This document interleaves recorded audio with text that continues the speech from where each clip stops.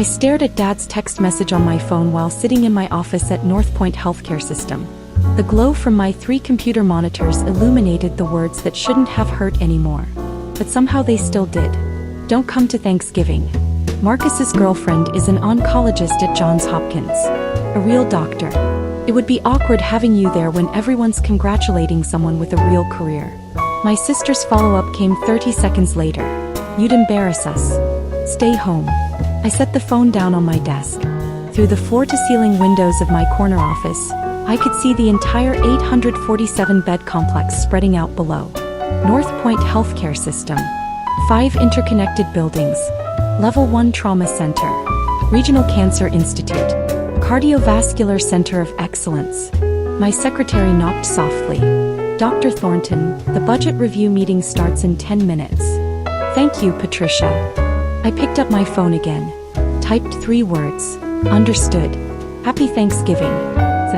Done. Marcus was the golden child.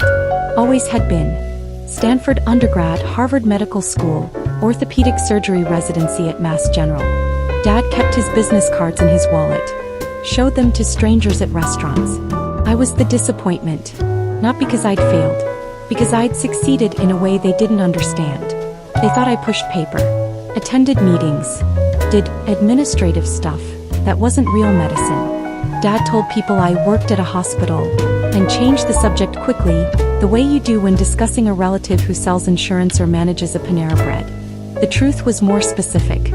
I was the Chief Medical Officer of Northpoint Healthcare System, responsible for 2,847 medical professionals across 5 hospitals in 3 states.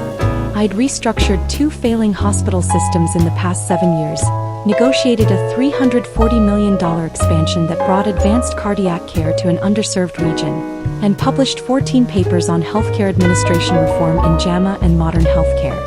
Last month, Modern Healthcare named me one of the top 50 clinical executives in America. I was 34 years old. My family had no idea. Not because I'd hidden it, because they'd never asked. When I'd mentioned my promotion to CMO 3 years ago, Dad said, "That's nice, sweetie," and immediately pivoted to Marcus's latest surgical conference in Dubai. When the Modern Healthcare feature came out with my photo on the cover, I texted the family group chat. Mom replied with a thumbs-up emoji. Sarah sent back, "Cool. Did you see Marcus's Instagram? He did a bilateral knee replacement on a college athlete."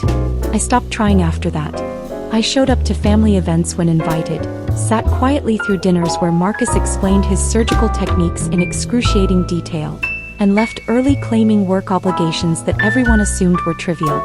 But this Thanksgiving was different. This Thanksgiving I wasn't invited at all. Patricia appeared in my doorway again at 4:47 p.m. Dr. Thornton, HR sent over the candidate files for the oncology department chair position. 3 finalists. Interviews start next week. Thank you. Leave them on my desk. She set down a folder. Hesitated. Are you all right? I looked up. Why do you ask? You've been staring at that same spreadsheet for 20 minutes. I closed my laptop. I'm fine. Just thinking. She nodded and left. I wasn't fine. I opened the candidate folder. 3 names. 3 CVs. 3 accomplished oncologists competing for one of the most prestigious positions in the region.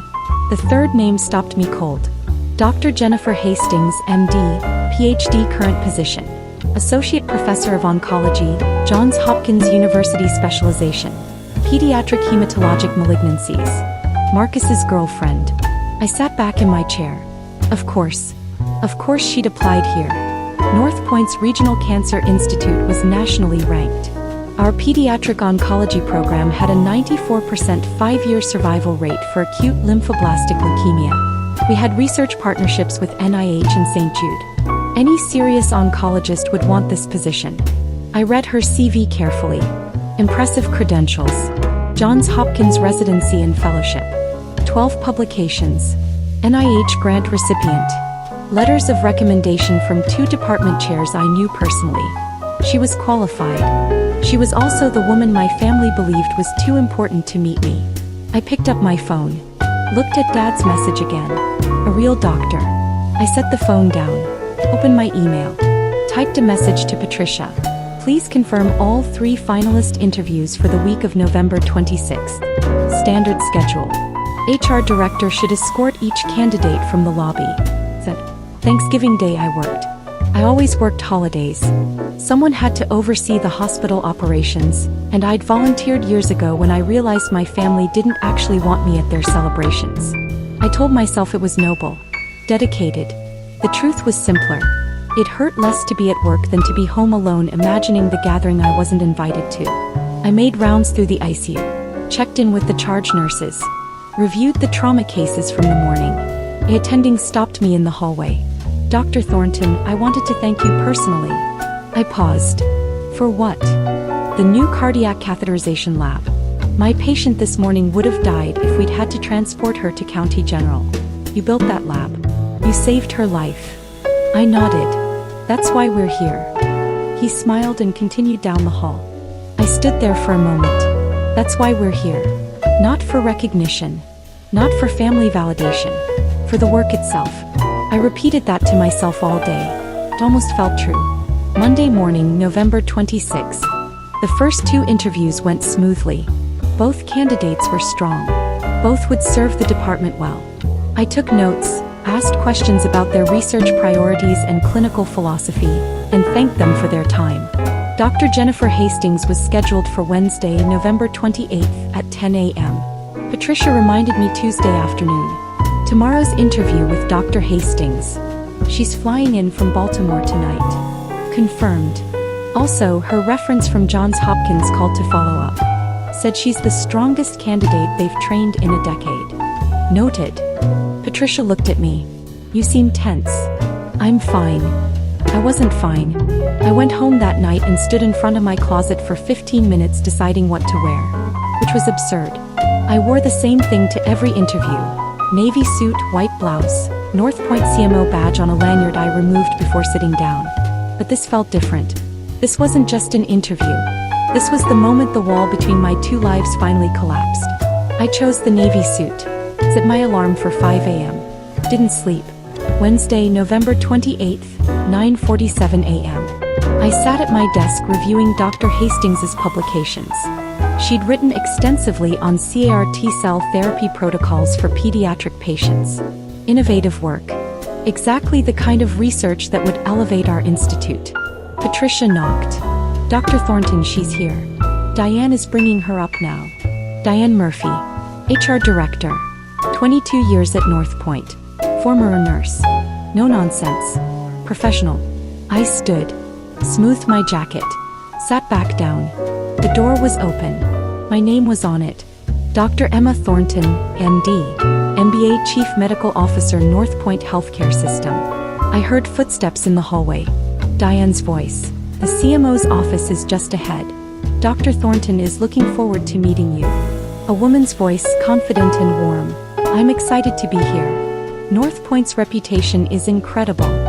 They appeared in the doorway. Dr. Jennifer Hastings looked exactly like her faculty photo. Mid-30s, dark hair pulled back, professional gray suit. She was smiling. The smile froze when she saw the name on my door. She stopped walking. Diane continued into the office, gesturing. Dr. Thornton, this is Dr. Jennifer Hastings from Johns Hopkins. Jennifer's face had gone white. She was staring at the nameplate, then at me, then back at the nameplate. I stood, extended my hand.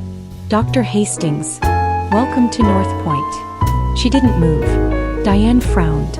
Dr. Hastings? Jennifer's mouth opened, closed. I kept my hand extended.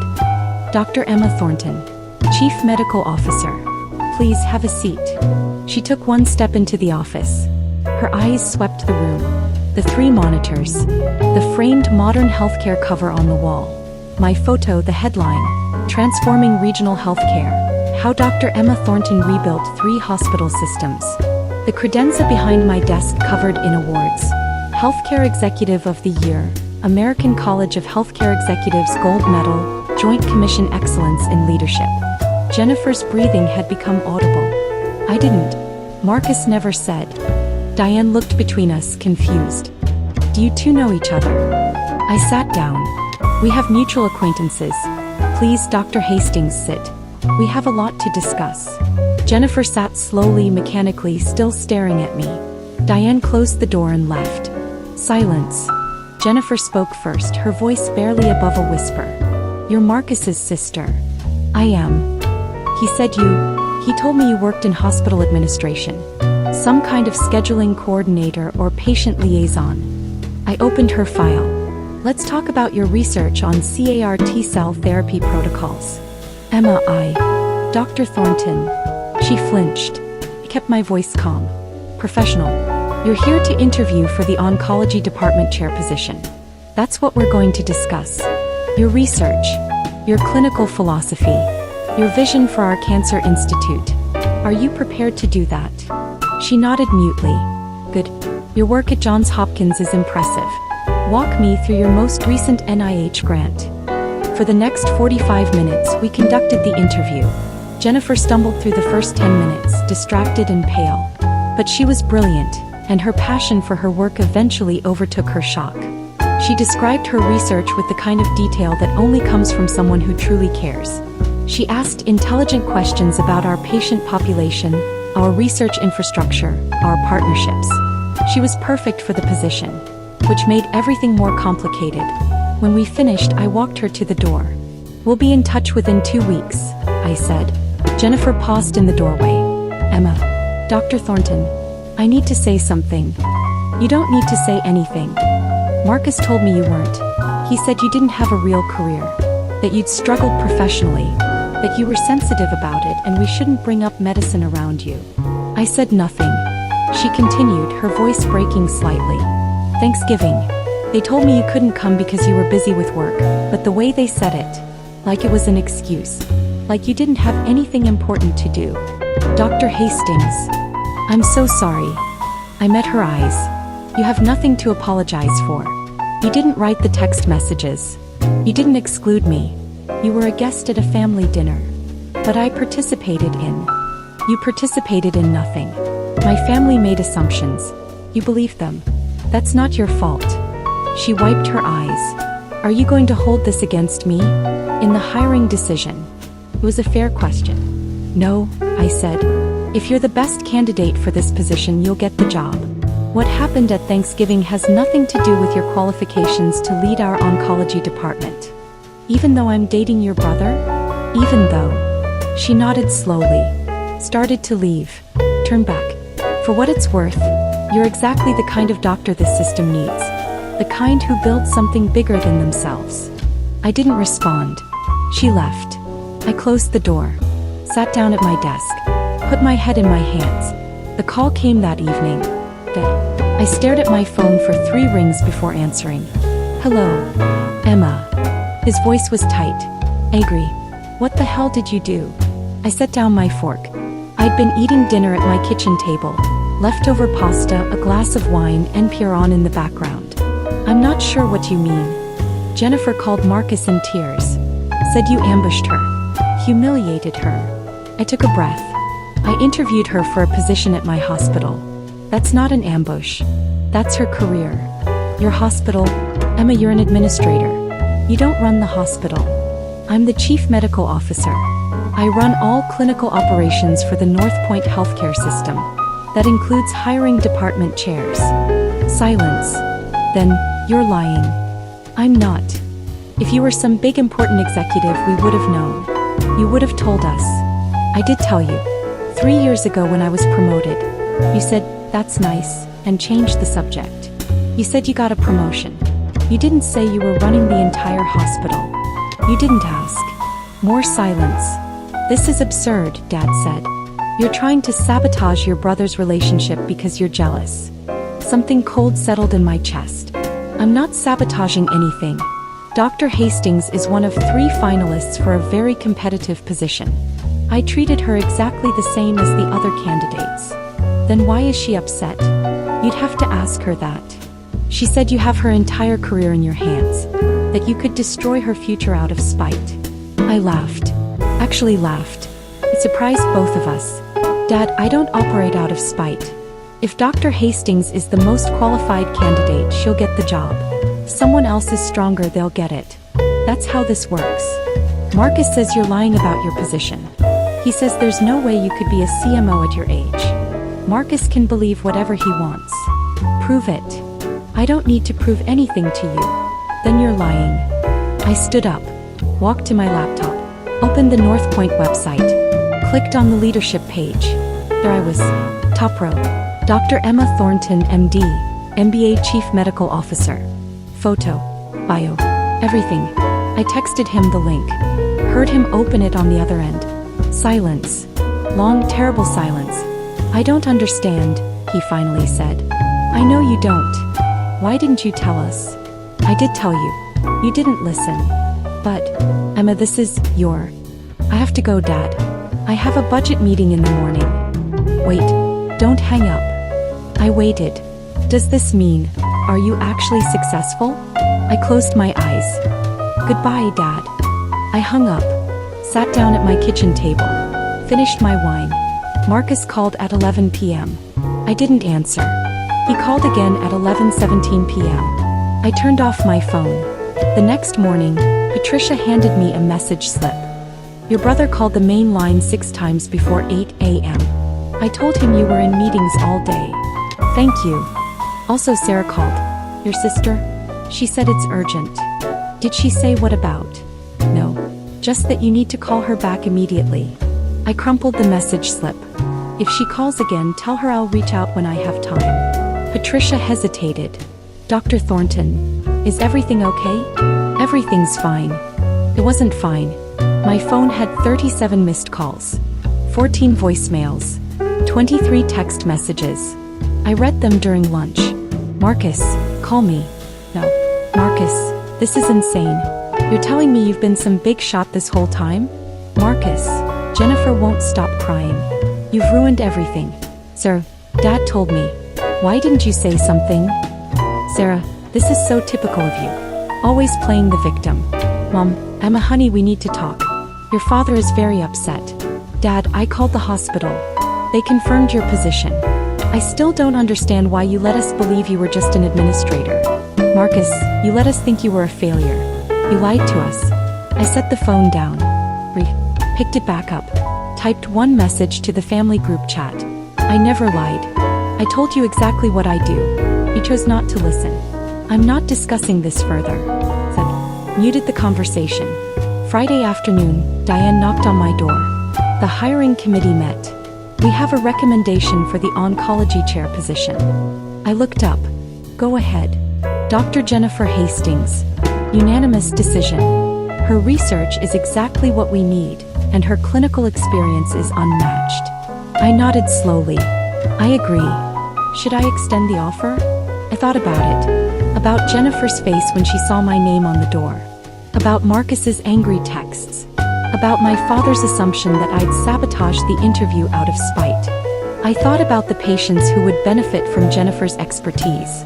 The children with leukemia who needed her specific protocols. The research grants she could bring. The reputation she would build for our institute. Yes, I said. Extend the offer. Full compensation package. Relocation assistance. Research budget of $2.3 million annually. Diane smiled. She's going to be thrilled. Make sure she knows the offer is based purely on her qualifications.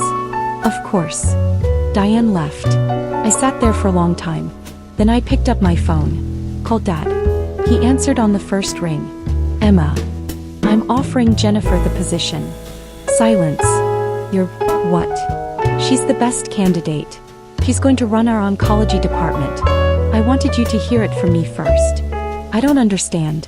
After everything we said, after Thanksgiving, Dad, I don't make hiring decisions based on family drama. I make them based on what's best for patient care. Jennifer is an exceptional oncologist. Our cancer patients deserve her expertise. But Marcus said you were angry. That you'd... Marcus was wrong. I'm not angry. I'm disappointed. But I'm still capable of doing my job professionally. Another pause. Emma, we owe you an apology. You do. I'm sorry. We're all sorry. We just didn't realize. You didn't realize because you never asked. Not once in 3 years did you ask me what I actually do. What my title means. What my work involves. You made assumptions and stopped paying attention.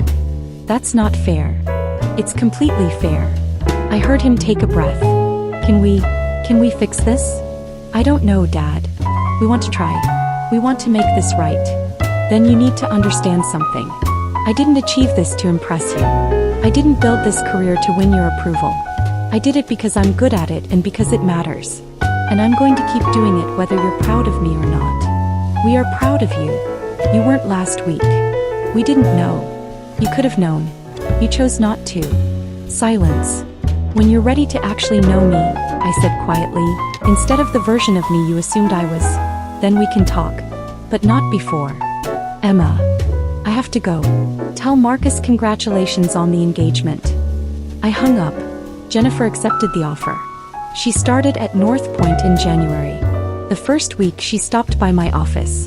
Dr. Thornton, do you have a minute? I waved her in. What can I do for you? She sat down. I wanted to thank you for the opportunity, for treating me fairly, for not letting everything else influence your decision. You earned this position. I know, but still. Thank you. I nodded. She stood to leave. Paused. Marcus and I broke up. I looked up. I'm sorry to hear that. I'm not. She smiled slightly. I realized I was dating someone who couldn't recognize brilliance when it was sitting across the Thanksgiving table from him. That's not someone I want to build a life with. That's fair. Also, she hesitated. Your family really doesn't deserve you. Maybe not, but I'm working on deciding what to do about that. She nodded. If you ever want to grab coffee, just talk. I'm around. I'll think about it. She left. I sat there for a while. Then I opened my laptop and pulled up my calendar. The next board meeting was in 3 weeks. Capital budget presentation. New pediatric wing proposal. Expansion plans for the regional trauma network. Real work. Important work. The kind of work that didn't need my family's validation to matter. Marcus showed up at my office in February. Patricia tried to stop him. Dr. Thornton is in a meeting. It's fine, Patricia. She looked uncertain but stepped aside. Marcus walked in, looked around, took in the office that was 3 times the size of any space he'd ever worked in. Emma. Marcus. I'm sorry. I set down my pen. For what, specifically? For not knowing. For not asking. For telling Jennifer you were. For letting everyone think you weren't successful. I am successful. I know that now. You should have known it before. I told you 3 years ago I was promoted to CMO. You said cool, and went back to talking about your surgical conference. He flinched. I didn't realize what that meant. You didn't care what it meant. That's not fair. It's accurate. He sat down uninvited. I want to fix this. You can't. Why not? I looked at him. Really looked at him. My older brother. The golden child. The one who'd always been celebrated while I'd been dismissed. Because you don't actually care about fixing this, Marcus. You care about not being the bad guy. You care about your reputation.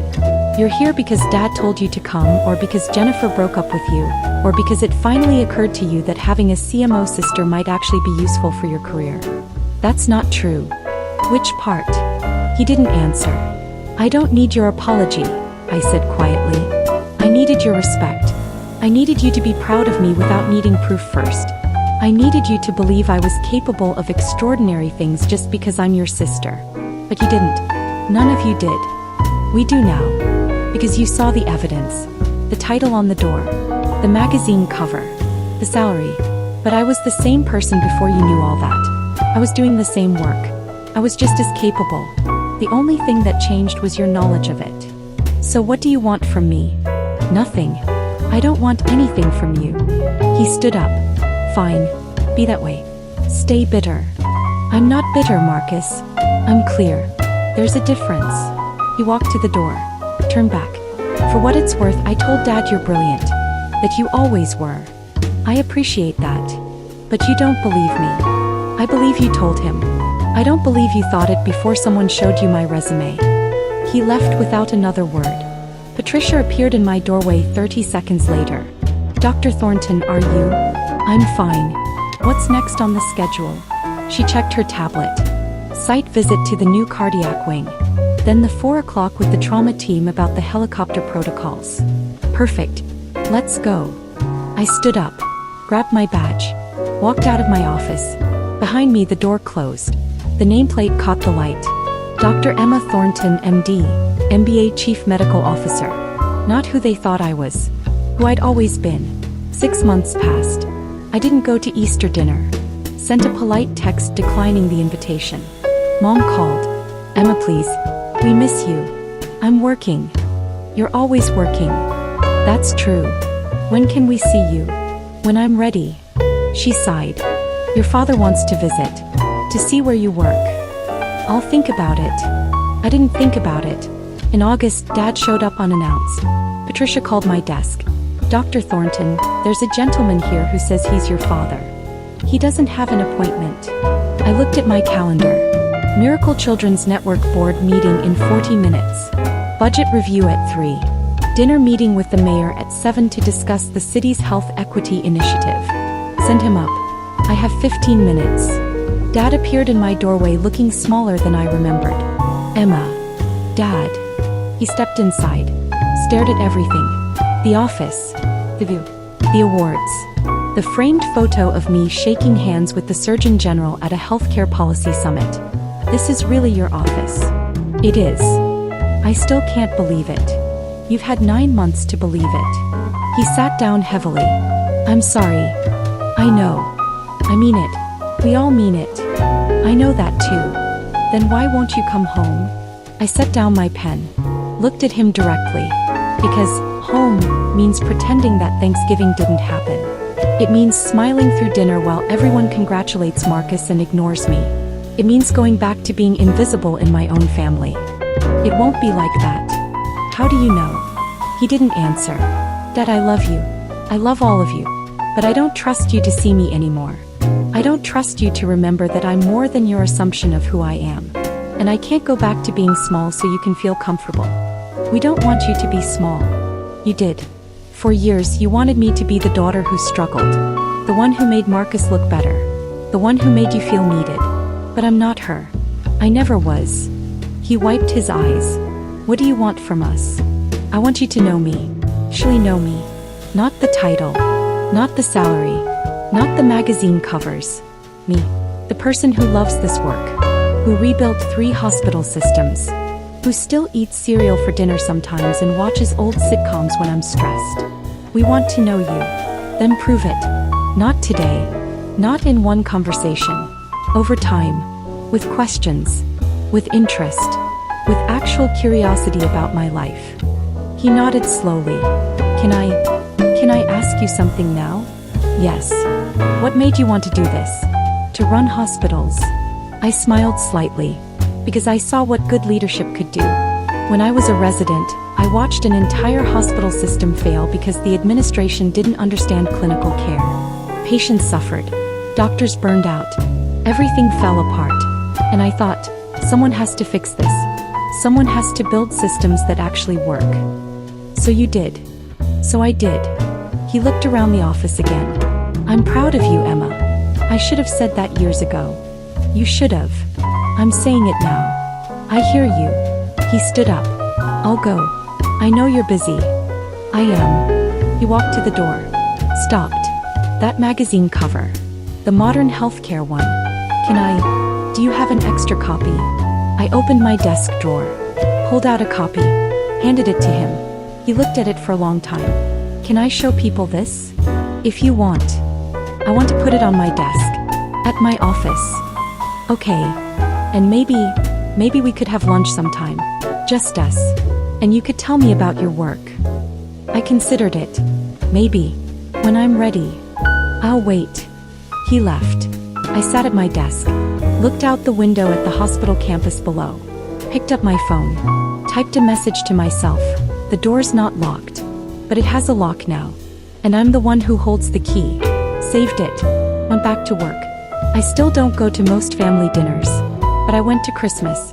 Stayed for 2 hours. Left before dessert. Progress. Sarah apologized in the driveway. I was horrible to you. I'm sorry. You were. Can we start over? We can start something new. But we're not going back to how it was. Fair. Mom hugs me longer now. It's about my work. Sometimes she even remembers the details. Dad keeps the magazine cover on his desk. He sent me a photo. It's in a silver frame next to Marcus's surgical awards. Equal space. Finally, Marcus and I are civil. Distant. Maybe that's all we'll ever be. That's okay. I don't need them to complete me. I don't need their approval to know my worth. But when they show up, really show up, I notice. And when I'm ready, I might open the door a little wider. Last week, Jennifer stopped by my office with coffee. I wanted to thank you again, she said. You already thanked me. Not for the job. For showing me what it looks like to choose yourself. To not shrink for anyone. I smiled. You did that too. When you left Marcus. I learned from the best. We drank our coffee in comfortable silence. Through the window, I could see the new pediatric oncology wing under construction. Jennifer's vision. My approval. Our collaboration. Building something bigger than family drama. Building something that mattered. That night, I stood in my bathroom getting ready for bed. Caught my reflection in the mirror. Dr. Emma Thornton, MD. MBA Chief Medical Officer, Northpoint Healthcare System. Not the title my family gave me. Not the role they assigned me. The identity I built. The life I earned. The person I'd always been. I smiled at my reflection. And went to bed.